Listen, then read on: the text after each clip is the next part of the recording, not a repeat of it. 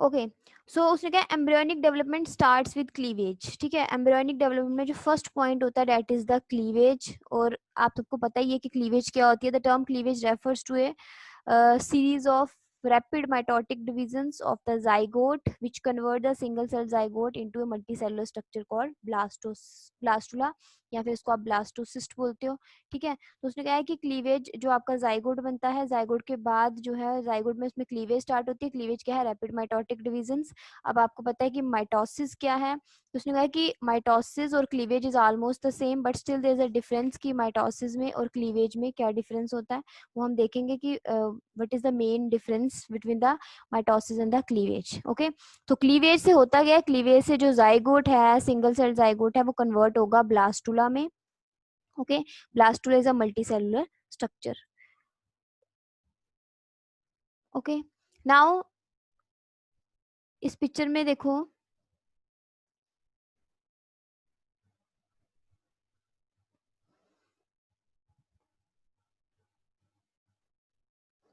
cleavage in the human zygote occurs through its passage through the fallopian tube to the uterus, ठीक है।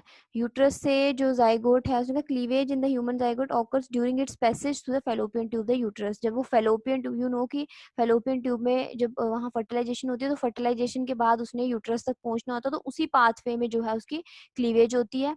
And it is holoblastic. Holoblastic का क्या मतलब है? Divides the zygote and the blastomere completely into daughter cells, ठीक है।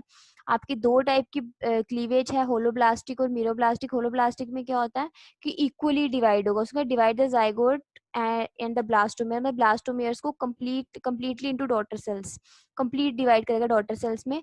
Meroblastic जो cleavage होती है उसमें बेसिकली वो दूसरे एनिमल्स में जिनमें यॉक प्रेजेंट होता है, तो किसी पोर्शन में जॉक ज्यादा है, किसी में कम है, तो वो मीरोब्लास्टिक होती है। यहाँ पे इक्वल पोर्शंस में है, इसलिए आप इसको होलोब्लास्टिक क्लीवेज बोलते हो। अब उसने कहा the blastomeres differ in size from the start, their number does not increase by a regular doubling sequence as happen frog, just leave this line. The first cleavage takes place after about 30 hours after fertilization. अब ये important line है कि जो first cleavage जो होती है वो होती है अबाउट 30 आवर्स आफ्टर फर्टिलाइजेशन, ठीक है। तो जाइगोट बन जाता है, फर्टिलाइजेशन हो जाती है, फर्टिलाइजेशन के 30 आवर्स के बाद फर्स्ट क्लीवेज होती है। It is meridional coinciding with the animal vegetal pole axis. Animal vegetal pole axis क्या है कि जो आप एग देखते हो तो एग के जिस साइड न्यूक्लियस होता है उसको आप एनिमल पोल बोलते हो, और जिस साइड न्यूक्लियस नहीं है, क्योंकि न्यूक्लियस सेंटर में नहीं है, न्यूक्लियस एक साइड पे है, तो उसको दूसरी वाली साइड जो उसकी वेजिटल पोल होती है। And it produce two blastomeres, one slightly larger than the other. अब इसमें क्या है कि दो ब्लास्टोमियर जो है वो प्रोड्यूस होते हैं फर्स्ट क्लीवेज में। ओके, फर्स्ट क्लीवेज होती है, it occurs after 30 hours, after 30 fertilization के 30 आवर्स के बाद। और इसमें क्या बनते हैं? दो ब्लास्टोमेयर्स बनते हैं, one is slightly larger than the other. Okay, the two blastomere remain adhere to each other. The second cleavage occur after 60 hour. ये आपने याद रखना कि फर्स्ट क्लीवेज होती है 30 आवर्स के बाद, सेकंड क्लीवेज होती है 60 आवर के बाद। okay and divide each blastomer into two forming a mitotic spindle in each, ठीक है। अब इसमें और जो है दो ब्लास्टोमेर बनेंगे। the larger blastomer divides a little sooner than the smaller one। अब उसने कहा कि जो दो ब्लास्टोमेर बनते हैं उसमें जो एक जो होता है वो जल्दी डिवाइड करता है। सो उसने कहा there is a transitory 3 cell stage, ठीक है। दो डिवाइड होते हैं, सबसे पहले जाइगोट से आपके दो सेल स्टेज बनेगी, टू सेल स्टेज बनेगी। टू सेल स्टेज में जो है एक छोटा और एक होगा, एक सेल जो है एक ब्लास्टोमेर छोटा होगा, एक ब्लास्टोमेर बड़ा होगा। ओके, जो बड़ा वाला ब्लास्टोमेर होगा इट डिवाइड फर्स्ट, वो पहले डिवाइड करेगा एंड फॉर्म टू सेल्स। तो टोटल कितने सेल हो गए? 3। ओके, सो इसमें 3 सेल स्टेज बनते हैं before the characteristics 4 cell stage of the embryo is reached. Third cleavage takes place after 72 hours of fertilization. अब उसने कहा कि थर्ड जो क्लीवेज होती है that occurs after 72 hours of fertilization. 72 hours के बाद जो है थर्ड क्लीवेज होती है, और थर्ड क्लीवेज में फिर आपके बनेंगे 8 डॉटर सेल्स। ओके, उसने कहा सब्सिक्वेंट नाउ। अब उसने कहा कि सब्सिक्वेंट क्लीवेज डिवीजन। अच्छा, पहले डायग्राम को देख लो, ये देखो दिस इज जाइगोट। अब जाइगोट के बाहर ये देखो, जैसे मेल प्रो न्यूक्लियस है, फीमेल क्रोमोसोम्स है, जोना पैरासोला, ये पहले जो आपका बनता है अर्ली जाइगोट, ये आपका लेट जाइगोट होगा। Then you are having the two cell stage. देखो अब इसमें पोलर बॉडी वगैरह वो धीरे धीरे डीजेनरेट होती रहेंगी फर्टिलाइजेशन के बाद। देन आपका यहाँ पे टू सेल स्टेज आएगी। देन आपकी क्या है 3 सेल स्टेज। अब देखो 2 ब्लास्टोमेयर्स है ना, ये 2 ब्लास्टोमेयर है, large blastomere and small blastomere. Okay, large वाला ब्लास्टोमेयर जो है इट डिवाइड्स टू, पहले ये डिवाइड करेगा। ओके, सो स्मॉल वाला बाद में डिवाइड करेगा, तो पहले एक आपकी आती है 3 सेल स्टेज, फिर आपका स्मॉल वाला भी डिवाइड करेगा, then we are having the 4 cell stage, and then अब आपके जो है 4 के 4 जो है वापस डिवाइड करेंगे तो आपकी 8 सेल स्टेज बनेगी। ठीक है, 8 सेल स्टेज के बाद आपका आ जाता है मोरूला। मोरूला में ही आपका क्या होता है कि 16 सेल, फर्स्ट में मोरूला में 16 टू 32 सेल स्टेज होती है, तो पहले इसमें क्या आ जाएंगे 4 सेल स्टेज, 8 सेल स्टेज, फिर आपकी 16 सेल स्टेज आ जाती है। ओके, जो आपकी लेयर्स हैं जोना पैरासूटा वो अभी तक इसमें एम्ब्रियो में है, ये एम्ब्रियो को हेल्प करती हैं। Okay, so this is the cleavage, की क्लीवेज में फर्स्ट होती है 30 आवर्स के बाद, सेकंड होती है 60 आवर के बाद, third cleavage will take place after 72 hours of fertilization and it forms the morula. Okay, तो उसने क्या है subsequent cleavage follow one after the other in an orderly manner. Okay, cleavage से क्या प्रोड्यूस होता है solid ball of small blastomeres, जिसको आप क्या बोलते हो मोरूला। तो यहाँ बुक में लिखा होता है एम्ब्रियो लुक्स लाइक अ मलबरी, इसमें जो आपका एम्ब्रियो होता है this embryo looks like a mulberry, और इसको आप बोलते हो मोरूला। ओके, नाउ अब इसमें ये लिखा हुआ है, हाँ, cleavage produces solid ball of small blastomeres, जो आपका मरूला बनाता है। हाँ, एक और इम्पोर्टेंट चीज क्या है कि क्लीवेज इज रेडियल। ठीक है, ह्यूमन बींग्स में जो क्लीवेज होती है, मैमल्स में जो क्लीवेज है, that is radial and indeterminate. This is important कि कुछ एनिमल्स में जो है, आपके छोटे एनिमल्स में जो क्लीवेज होगी वो डिटर्मिनेट होगी, बट ह्यूमन बींग्स में अगर आप ले रहे हो तो cleavage is indeterminate. Indeterminate mean the fate of each cell is not decided, मतलब कि जो भी आपके ब्लास्टोमियर्स बनते हैं हर एक के अंदर कैपेसिटी होती है न्यू जाइगोट बनाने की, न्यू एम्ब्रियो बनाने की। ठीक है, so each blastomere is having the capacity to form the new embryo. लेकिन आपका डिटर्मिनेट क्लीवेज में क्या होता है, सपोज 2 सेल बनेंगे तो दोनों का फेट डिसाइड होगा। ठीक है, डिसाइड मीन्स एक ये पार्ट बना रहा है, दूसरा ये पार्ट बना रहा है, बट इन ह्यूमन बींग्स की जो क्लीवेज है that is radial and indeterminate. Indeterminate means कि हर एक जो है, हर each one is having the capacity to form the new embryo। यहाँ लिखा ना indeterminate cleavage, each blastomere formed by the early cleavage division retain the capacity to develop into a complete embryo। जैसे आपकी टोटीपोटेंसी होती है ना, वही है ये चीज। ठीक है, it is indeterminate cleavage the human zygote that made identical twins possible, और इनडिटर्मिनेट क्लीवेज ही है जिसकी वजह से आइडेंटिकल ट्विंस की फॉर्मेशन होती है। ओके, देन आपका नेक्स्ट आ जाएगा कॉम्पैक्शन। व्हाट इज कॉम्पैक्शन का important event during early mammalian cleavage, it occurs at 8 cell stage. The blastomeres loosely held, uh, tightly adhere to one another due to production of proteins called cohesions on their surface। अब compaction में क्या होता है कि arrangement होती है, जो sales होते हैं उनकी अरेंजमेंट होगी, आगे हम देखेंगे कैसे अरेंजमेंट होगी। नाउ पहले देखो what is significance of cleavage. आपको पता है सिग्निफिकेंस क्या होगी कि cleavage restore the cell size and nucleocytoplasmic ratio. Cleavage, besides producing a large number of cells by rapid division, also segregate different substances present in the cytoplasm into different cells। Okay, मतलब कि cleavage जो है rapid division से, mitosis भी वही है लेकिन mitosis में इतनी जल्दी से डिवीजन होकर वो जल्दी जल्दी कॉन्टिन्यूसली सेल प्रोड्यूस नहीं कर रहा, बट क्लीवेज में मेन चीज ये है कि कॉन्टिन्यूसली रैपिड माइटोटिक डिवीजन है, तो mitotic division but it is a rapid mitotic division. And cleavage produce a large number of cells so that the building of the offspring's body may begin। तो cleavage से ही जो beginning है, मतलब इतना बड़ा embryo बनना है, उसके इतने सारे पार्ट्स बनने हैं, तो वो cleavage जो फर्स्ट प्रोसेस है वहीं से स्टार्ट हो जाता है। ओके, कॉम्पैक्शन को हम आगे डिस्कस करेंगे, कॉम्पैक्शन क्या होता है। ओके, नाउ नेक्स्ट, अब उसने बोला मोरूला क्या है। Morula consist of 16 to 32 cells but it is not larger than the zygote. Morula में जितने मर्जी सेल्स बन जाएंगे, 16 बनेंगे या 32 बनेंगे, लेकिन ये जाइगोट से बड़ा नहीं होता, मतलब कि अंदर का जो साइटोप्लाज्म है वही डिवाइड कर रहा है, न्यूक्लियाई डिवाइड कर रहा है, और मतलब जाइगोट बड़ा नहीं हो रहा है, जाइगोट के अंदर ही डिवीजन होती जा रही है, जाइगोट के अंदर ही सेल्स बनते जा रहे हैं। सो जस्ट रिमेंबर कि ये कई बार क्वेश्चन पूछते हैं कि मरूला जो है कि is it larger than the zygote. सो मरूला जो है वो लार्जर नहीं होता जाइगोट से, बस उसमें सेल्स का नंबर जो है वो इंक्रीज होगा। Okay, there is an outer layer of smaller clearer cells around an inner mass of large cell. Okay, centre में यू कैन सी कि इनर मास होगा लार्ज सेल्स का। The morula reach is the, अच्छा, there is an outer layer of smaller clearer cells. ठीक है, outer layer होगी small cells की around an inner mass of large cell, मतलब you can see कि जो अंदर वाले सेल्स हैं वो बड़े हैं, ठीक है, पहले जो है मरूला में बड़े सारे सेल्स होंगे, वो सारे एक साथ होंगे, बट बाद में उनकी जैसे कॉम्पैक्शन है, कॉम्पैक्शन भी ये चीज है, ठीक है, कॉम्पैक्शन में क्या है कि सेल्स अरेंज होने शुरू हो जाएंगे, ठीक है, इनर सेल्स जो है वो सेंटर, जो लार्ज सेल हैं वो सेंटर में रहेंगे जिसको आप बोलोगे inner cell mass, and the smaller cells remain outside the large cell, that is called as the outer layer of cell, जो सेल की आउटर लेयर बनाएंगे, और बाहर आपको क्या दिख रही है, zona pellucida. Okay, the morula reaches the uterus about 4 to 6 days after fertilization. It is still surrounded by zona pellucida that prevents it sticking to the uterine wall.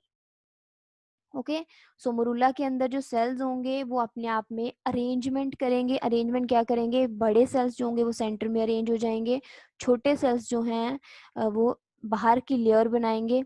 Okay, अब इन sales का डिफरेंट फंक्शन, अब हमने आगे देखना है कि जो fate क्या है, जो अब जो सेंटर वाले सेल्स हैं वो क्या बनाएंगे, जो आउटर लेयर के सेल्स हैं वो क्या बनाएंगे। Okay, okay, is this clear? Are you all listening? Yes everyone? Okay, be honest. Okay, so now next you are having the, अब हमने पढ़ना है कि मोरूला के बाद आपका ब्लास्टुला की फॉर्मेशन होगी। अब आपने सारी चीजें ये देखनी है कि 4 to 6 डे, मतलब जो मोरूला है वो पहुंचेगा कहाँ पे, in the uterus after 4 to 6 day of fertilization. Fertilization के 4 to 6 डेज तक जो है मोरूला जो है वो पहुंच जाता है कहाँ पे, आपका यूट्रस में।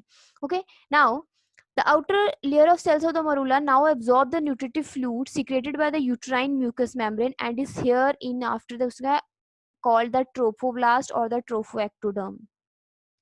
जो outer layer of the cells हो गई मोरूला की, जो मोरूला की जो आउटर लेयर ऑफ सेल्स होती है, they absorb the nutritive fluid secreted by the uterine mucous membrane. जो उसकी म्यूकस मेम्ब्रेन होगी यूट्रस की, वो फ्लूइड जो है उसको एब्जॉर्ब करेगी, तो उसने क्या है, उसको आप ट्रोफोब्लास्ट बोलोगे और या फिर ट्रोफो एक्टोडर्म बोलते हो, मतलब कि जो आउटर लेयर होगी, ठीक है, आउटर लेयर जो है अब उसको, क्योंकि वो न्यूट्रिशन पहले वो यही थी आउटर लेयर, ठीक है, अब यही न्यूट्रिशन ले रही है, तो ये क्या बन रही है, आपकी क्या बन जाएगी, ट्रोफोब्लास्ट या फिर ट्रोफो एक्टोडर्म बोलते हो। The cells of the trophoblast become flattened, ये थोड़ी सी जो बाहर वाले लेयर्स हैं जो ट्रोफोब्लास्ट है थोड़ी सी अपनी शेप चेंज करेंगे, फ्लैट हो जाएंगे। नाउ अब ये कॉन्टिन्यूसली जो ट्रोफोब्लास्ट के सेल है वो कॉन्टिन्यूसली न्यूट्रिशन एब्जॉर्ब करते जा रहे हैं, so fluid absorb by the trophoblast collect in a cavity, the blastocoel और the blastocyst that separate the trophoblast from the inner cell mass. अब इसको ध्यान से देखो कि यहाँ पे क्या होगा, जो ट्रोफोब्लास्ट के सेल है वो यूट्रस की जो म्यूकस मेम्ब्रेन है वहां से कॉन्टिन्यूसली जो एब्जॉर्ब करते जा रहे हैं न्यूट्रिशन, ठीक है, एक साइड से जो फ्लूइड एब्जॉर्ब करते जाएंगे, तो उससे क्या होगा कि इसके अंदर एक कैविटी डेवलप होगी, जो इनर सेल्स हैं, ये जो इनर सेल्स हैं ये फिर एक साइड पे जाके अरेंज हो जाएंगे, ठीक है, क्योंकि यहाँ से प्रेशर आएगा तो यहाँ से जो कैविटी डेवलप हो रही है जिसको आप ब्लास्टोसील बोलते हो, that cavity is called as a blastocoel, और यहाँ पे आपकी बनेगी एम्ब्रियोनल लॉब, ठीक है, ये जो एम्ब्रियोनल लॉब है this is very very important, क्योंकि जितने भी बेबी के एम्ब्रियो के पार्ट बनेंगे, मीजोडर्म, एक्टोडर्म, एंडोडर्म, वो सारे एम्ब्रियोनल लॉब से डेवलप होंगे। जो आपकी ट्रोपोब्लास्ट है वो एम्ब्रियो की फॉर्मेशन में हेल्प नहीं कर रही है, वो आपको फर्दर एम्ब्रियोनिक विलाई वगैरह बनाने में हेल्प करेगी, क्रोनिक विलाई, प्लेसेंटा वगैरह, बट जो आपके मेन है प्रॉपर एम्ब्रियो जो है ना वो किससे बनेगा, आपका एम्ब्रियोनल नॉब से। ओके, अब देखो न्यूट्रिशन ली उसने, the fluid blastocoel cavity that separate the trophoblast from the inner cell mass except on one side कौन सी है, जहाँ पे ये है, ठीक है, जहाँ पे ये, और इसको और बोलोगे cells of Rauber. Okay, this is important, जो embryonal knob trophoblast के the cells of the trophoblast that is in contact with the embryonal knob is called as the cells of Robber, उसको रॉबर सेल बोलते हैं, ये cells of Robber बोलते हैं। Okay, सो इसको याद रखना, ट्रोपोब्लास्ट के वो सेल्स जो एम्ब्रियोनल नॉब की कांटेक्ट में, उसको आप बोलते हो Rauber cells. Now, as the quantity of fluid increases, the morula enlarges rapidly and assumes the shape of a cyst. It is then called the blastocyst. अब क्योंकि फ्लूइड अंदर बढ़ गया ब्लास्टोसिल कैविटी के अंदर, तो मोरूला जो है वो भी उसकी शेप बड़ी होगी, और अब आप मोरूला को इस स्टेज पे आके क्या बोलोगे, ब्लास्टोसिस्ट, क्योंकि शेप उसकी चेंज हो गई है, साइज बड़ा हो गया। Inner cell mass now look like a small knob at one pole, तो एक पोल पे आपका ये एम्ब्रॉयनिक पोल है, ठीक है, आपके दो पोल्स है, embryonic pole, this one is the a embryonic pole, तो एम्ब्रॉयनिक पोल पे आपकी एम्ब्रॉयनल नॉब जो है वो अटैच होगी। The side of the blastocyst to which embryonal knob is attached is known as embryonal pole. हाँ ठीक है, उसको एम्ब्रियोनल पोल या एनिमल पोल बोलते हो, एंड द अपोजिट पोल को आप बोलोगे ए एम्ब्रियोनिक पोल। नाउ लास्ट लाइन देखो, the this line is important, the trophoblast does not take part in the formation of the embryo proper। जो ट्रोपोब्लास्ट है वो एम्ब्रियो प्रॉपर जो है मतलब कि एम्ब्रियो बनाने में हेल्प नहीं करेगा, वो बाकी फंक्शन करेगा, डेट वी विल डिस्कस कि क्या क्या उसके काम है। ओके उसने it remain external to the embryo, okay it remain external to the embryo and give rise to the extra embryonic membrane। so remember कि जो ट्रोफोब्लास्ट है वो एम्ब्रियो बनाने में हेल्प नहीं करेगा, ये बाहर ही रहेगा, and it help in the formation of the extra embryonic membrane. Chorion है, एमनियोइन है, एलेंटॉइस है, यॉर्क सैक्स है, these are the extra embryonic membrane जो एम्ब्रियो के बाहर बनती हैं, तो ट्रोफोब्लास्ट उसकी हेल्प उसमें हेल्प करेगा। ओके एंड अब उसने कहा कि trophoblast cells in contact with the embryonal knob, उसको आप बोलते हो cells of Rauber. Okay so this is the blastocyst.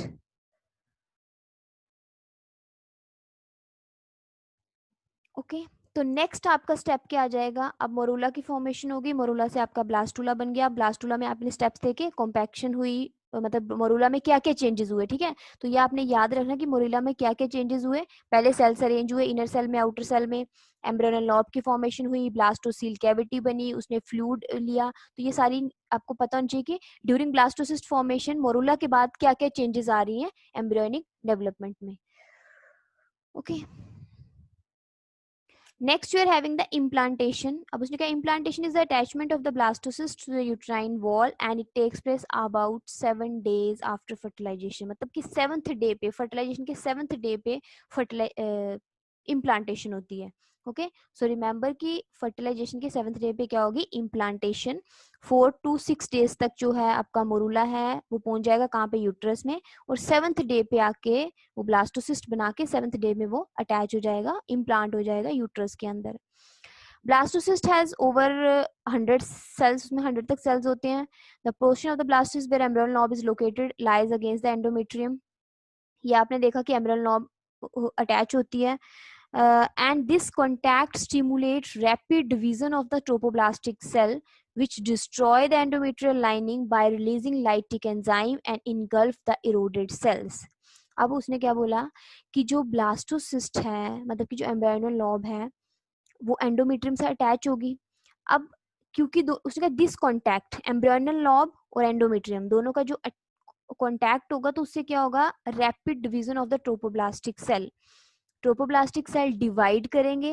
अब ट्रोपोब्लास्टिक सेल क्या कर रहे हैं, डिवाइड करके एंजाइम्स प्रोड्यूस होंगे which destroy the endometrial cell. Endometrial की जो लाइनिंग है, यूट्रस की जो इनर लेयर है, ठीक है, एंडोमेट्रियल मीन यूट्रस की इनर लेयर, उसको डिस्ट्रॉय करेंगे एंजाइम्स रिलीज करके, engulf the eroded sales.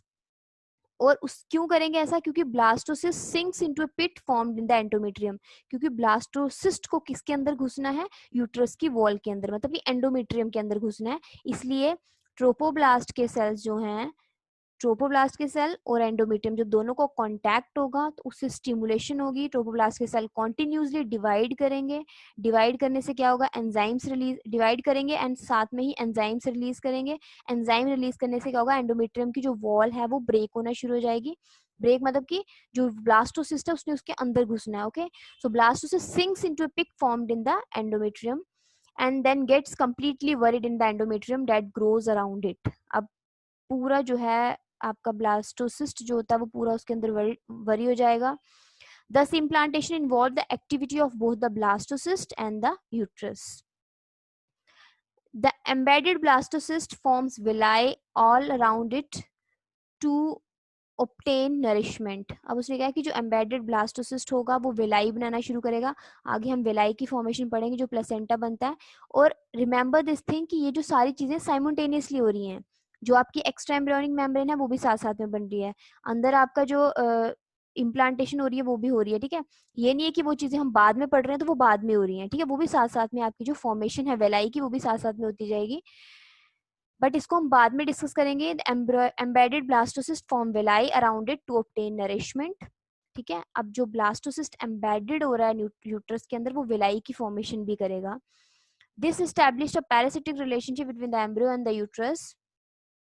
Later, the embryo project into the uterine cavity and loses villi from the free surface। अब उसमें क्या है कि बाद में क्या होगा, एम्ब्रियो प्रोजेक्ट इन तो यूट्राइन कैविटी पूरा उसमें हो जाएगा और उसमें बाद में विलाई जो है वो फ्री सरफेस से लूज कर देगा. Okay, now role of zona pellucida. Zona pellucida अब जो है धीरे धीरे ब्रेक हो जाएगा. The function of zona pellucida is to prevent the implantation of the blastocyst at an abnormal site. ठीक है, कि जो जोना पैलिसुडा का सिर्फ इतना सा फंक्शन है कि इम्प्लांटेशन होनी है ब्लास्टोसिस्ट की, तो वो कहीं भी जाके वो नहीं हो रही क्योंकि उसके बाहर कोई सेल्स नहीं होंगे एम्ब्रियो के बाहर, आपके ट्रोपोप्लास्ट के बाहर. तो उसको कौन गाइड करेगा कि कौन सी प्रॉपर जगह पे जाके इम्प्लांट होना है. Okay, that's why zona pellucida is there. It does not expose the sticky and phagocytic trophoblast cell till the blastocyst reaches the proper implantation site. तो जब प्रॉपर इम्प्लांटेशन हो जाती है तो उसके बाद आपकी जोना पैलिसुडा जो है वो ब्रेक हो जाती है. ओके, तो ये आप देखो, cleavage morula and then implanting blastocyst in endometrium day seventh day of after fertilization.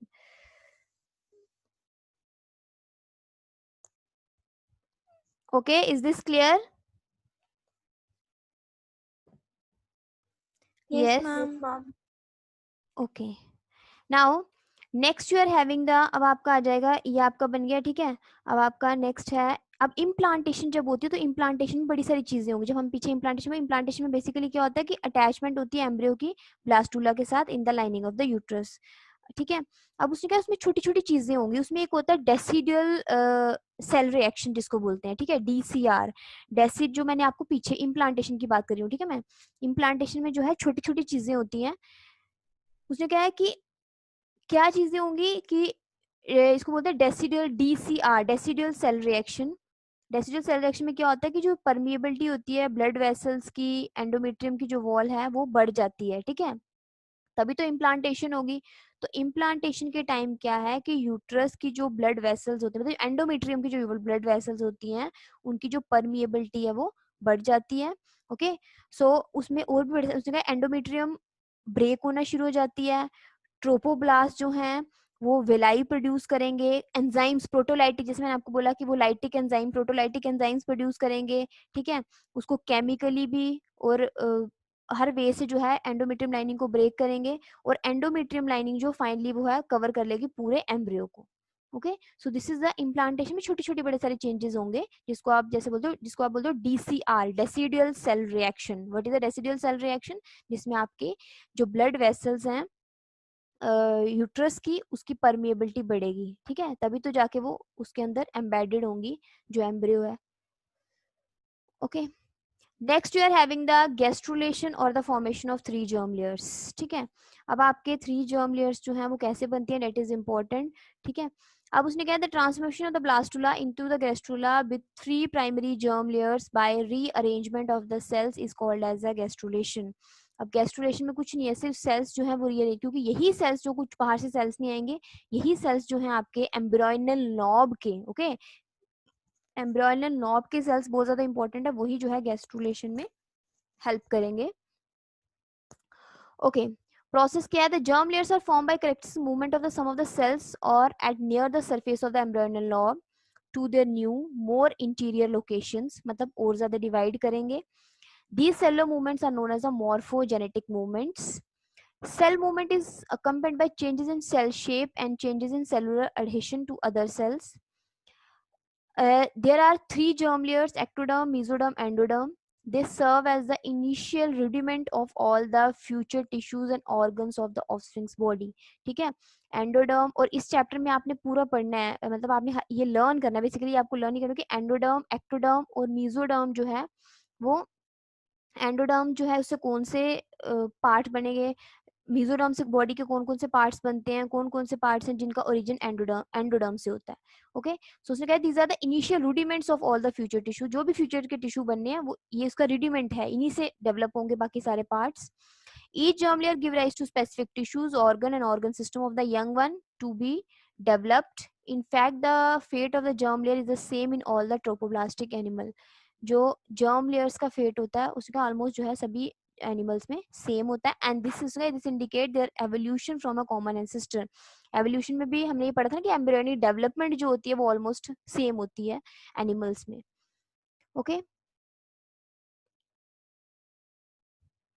ना ये आपने ऑलरेडी देख लिया है, एंडोमेट्रियम की लाइनिंग है, ये आपका प्रॉपर देखो इनर मास है, इनर सेल मास, ये आपकी ब्लास्टोसील है, ये तो जो है इसके साथ अटैच होगी, ब्लास्टोसिस्ट जो है ये बनाता है उसमें एक्सपेंडिंग रीजन ऑफ ट्रोफोब्लास्ट, जो वेलाई की फॉर्मेशन करके यूट्रस की लाइनिंग के अंदर एक्सपैंड होगा। ओके, नाउ अब इसमें देखो आपके जो एम्ब्रॉयनल लॉब के सेल्स हैं, ठीक है, एम्ब्रॉयनल लॉब के जो सेल्स हैं वो क्या करेंगे, एक तो आपकी जो रॉबर सेल्स है जो कांटेक्ट में थे, ओके रिमेंबर जो कांटेक्ट में थे ट्रोपोब्लास्ट के, वो सेल्स जो एम्ब्रॉयनल लॉब के कांटेक्ट में थे वो अब डीजनरेट होना स्टार्ट हो जाएंगे, ठीक है। अब जो एम्ब्रॉयनल लॉब के सेल्स है वो काम करेंगे, ठीक है, पहले ये ऐसे ही अरेंज है, अब एम्ब्रॉयनल लॉब्स के सेल्स जो है वो प्रॉपरली लेयर्स में अरेंज होंगे।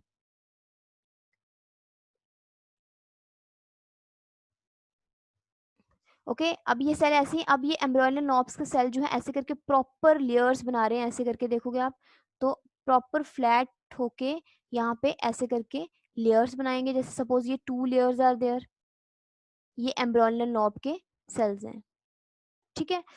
अच्छा, अब एम्ब्रॉयनल नॉब्स के सेल्स जो है वो डिवाइड करके उनमें क्या होगा कि लेयर्स बनेंगे, हर एक लेयर जो है वो डिवाइड होगी 2 पार्ट में, ठीक है, जैसे सपोज फर्स्ट वाली लेयर है तो वो डिवाइड होगी एपीब्लास्ट एंड हाइपोब्लास्ट में, यहाँ भी देखो आपको बनी हुई है, ऊपर वाली क्या है एपीब्लास्ट एंड हाइपोब्लास्ट, ठीक है। सपोज ये ऊपर वाली लेयर है, इसने डिवाइड किया, फर्स्ट लेयर बनाई, this is the epiblast, and इसके एपीब्लास्ट जो लेयर है वो 2 पार्ट्स में जो है, मतलब एपीब्लास्ट जो वो डिवाइड होगी, ये जो लेयर है ओके फर्स्ट लेयर डिवाइड होगी एपीब्लास्ट में और क्या बनाएगी हाइपोब्लास्ट, एपीब्लास्ट एंड हाइपोब्लास्ट। अब जो एपीब्लास्ट और हाइपोब्लास्ट है, एपीब्लास्ट के सेल्स जो है वो थोड़े बड़े होंगे और हाइपोब्लास्ट जो है उसके सेल्स क्या होंगे छोटे होंगे, ठीक है। एपीब्लास्ट जो है देन वो फर्दर डेवलपमेंट में हेल्प करेगा, सो रिमेंबर दिस थिंग कि एम्ब्रॉयनल नॉब के जो सेल्स हैं पहले वो ऐसे ही अरेंज हैं, अब वो प्रॉपरली लेयर्स में अरेंज होंगे, जब वो लेयर्स में अरेंज होंगे तो सपोज एक लेयर को आप लेते हो तो फर्स्ट लेयर है वो डिवाइड करके बनाएगी एपीब्लास्ट हाइपोब्लास्ट, ओके। एपीब्लास्ट जो है, हाइपोब्लास्ट आगे इसमें हेल्प नहीं करेगा, उसका कुछ और function that we will discuss later on, but main focus on the epiblast. अब एपीब्लास्ट के जो सेल्स हैं वो आगे फर्दर हेल्प करेंगे एम्ब्रियो की फॉर्मेशन में, ओके। सो देखो suppose this is the embryo, यहाँ पे आपका वो जो आ गया ब्लास्टोसिस्ट, ये एपीब्लास्ट के सेल्स हैं, एपीब्लास्ट के सेल्स जो हैं वो फर्दर और डिवाइड करके, सिर्फ एपीब्लास्ट हाइपोब्लास्ट को छोड़ दो, पहले जस्ट ट्राई टू अंडरस्टैंड, पहले जो लेयर थी उसने बनाया एपीब्लास्ट और हाइपोब्लास्ट, अब हाइपोब्लास्ट को छोड़ दो, एपीब्लास्ट फिर फर्दर डिवाइड करके क्या करेगी, यहाँ से धीरे धीरे आपकी यहाँ पे एपीब्लास्ट के जो पूरे सेल्स हैं वो डिवाइड करना शुरू हो जाएंगे, इस वे में डिवाइड करेंगे और आपकी जो इनर लेयर है एंडोडर्म उसकी फॉर्मेशन हो जाना स्टार्ट हो जाएगी, okay. So just try to understand कि हमने देखना है कि तीनों लेयर्स एक्टोडर्म एंडोडर्म और मेसोडर्म कहाँ से बन रही है, तो एपीब्लास्ट के सेल जो है अब वो फर्दर यहाँ पे डिवाइड करते जा रहे हैं पूरे ब्लास्टोसिस्ट के पास, और क्या करेंगे यहाँ पे आपकी एंडोडर्म जो फर्स्ट लेयर है एम्ब्रियो की वो डेवलप हो जाएगी, that is called as the endoderm, okay.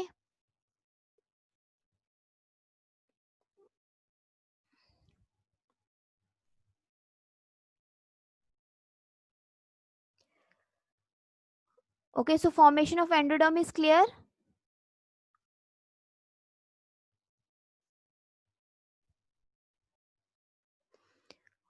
Yes, you can see in the pictures some cell covering the free surface of the embryonome differentiate and become different from others. They become flat and form the first endodermal cells. ठीक है, they first cover the free surface of the embryonome. They rapidly multiply, spread out in all direction, and soon form a complete lining inside the tropoblast of the blastodermic vesicle. And this lining constitute the endoderm. ठीक है, तो ये पूरी lining जो आपकी क्या बना रही है endoderm. The endodermal tube so formed is the primitive gut or the archenteron or is also called as a gastrocele and is simply उसने कहा है the earlier blastocele with a change lining। अब ये इंपॉर्टेंट है okay, आपकी endodermal सबसे पहले आपकी कौन सी लेयर बनी एंडोडर्म, एंडोडर्म कहाँ से बनी आपके जो एपीब्लास्ट सेल्स थे, या सिंपली आप ये बोल सकते हो एम्ब्रियोनल नॉब के सेल से आपकी एंडोडर्म बनेगी। अब वो जो एंडोडर्म बनी उसमें एंडोडर्म में सबसे पहले क्या था, endodermal tube so formed is the primitive gut, जो आपका डाइजेस्टिव सिस्टम बनेगा ना जिसको आप प्रिमिटिव गट बोलते हो, तो वो डेवलप होगा यहाँ से सबसे पहले। और archenteron its cavity called gastrocoel is simply called blastocoel, जिसको आप पहले ब्लास्टोसील बोलते थे, उसकी कैविटी को आप क्या बोलोगे, गैस्ट्रोसील। ओके, सो सबसे पहले जो आपका अंदर की लेयर बनी that forms the endoderm. Okay, now ये देखो, this is the formation of endoderm and ectoderm. This is the embryonal lobe, ये आपका बिगनिंग ऑफ एंडोडर्म, यहाँ से एंडोडर्म बनना स्टार्ट होगी। और एंडोडर्म में यहाँ देखो, यहाँ ये एंडोडर्म की लेयर है, ये देखो बिगनिंग ऑफ एंडोडर्म, यहाँ पे देखो। और आपकी एंडोडर्म ने पूरी की पूरी लेयर बना दी अंदर की तरफ, ठीक है, ये आपने एंडोडर्म ने क्या बना दिया, पूरी layer. Okay, so this is the formation of endoderm. Next you are having the mesoderm. अब मीजोडर्म की फॉर्मेशन कैसी हुई है, सेम ये जो सेल्स हैं आपके,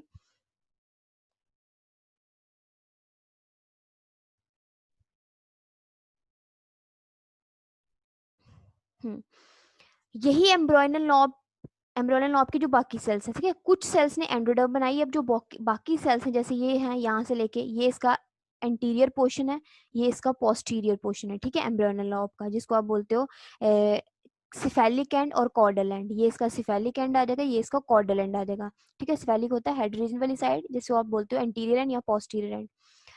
अब एंडोडर्म बन गई, यहाँ से जो होगा सेल्स, एम्ब्रियोनल नॉब के सेल्स और डिवाइड करते जाएंगे और फाइनली मीजोडर्म की फॉर्मेशन करेंगे। Okay, so there is the formation of mesoderm, mesoderm बनना स्टार्ट हो जाएगी। नाउ यू कैन सी कि अगर आपका ये बना है सेल, यहाँ आपके एंडोडर्म की फॉर्मेशन होगी अंदर वाली साइड। अब यहाँ जो एम्ब्रियोनल नॉब के सेल्स बच गए, ये एम्ब्रियोनल नॉब के सेल्स हैं, ठीक है, ये इसका आ गया सिफेलिक एंड, ये इसका आ गया, दिस इज द, ये जो पोर्शन है ये सिफेलिक एंड आ गया, ये कॉर्डल एंड आ गया। अब कॉर्डल एंड से यहाँ से सेल्स जो है वो कॉन्टिन्यूसली क्या करते जाएंगे, डिवाइड करते जाएंगे और मीजोडर्म बनाते जाएंगे। मीजोडर्म जरूरी नहीं है कि मीजोडर्म की प्रॉपर लेयर होगी, बट मीजोडर्म पैचेस में भी हो सकती है, ठीक है, मीजोडर्म यहाँ पैचेस में भी होगी, ठीक है। सपोज यहाँ पे भी मीजोडर्म्स है, यहाँ पे भी है, मीजोडर्म की लेयर भी हो सकती है, it can be in the form of layer और it can be in the form of patches, ठीक है। एंडोडर्म बनी, फिर मीजोडर्म। अब जो एम्ब्रियोनल नॉब के सेल्स बाकी बच जाएंगे, they form the outer layer that is called as the ectoderm. तो वो ट्रोपोब्लास्ट के बाहर जो है अंदर वाली साइड आपका क्या बना देंगे, एक्टोडर्म की फॉर्मेशन कर देंगे। Okay, so 3 layers are there, okay, ectoderm, endoderm and the mesoderm. But बन कहाँ से रहे हैं सारे, all are forming from the embryonal knob only.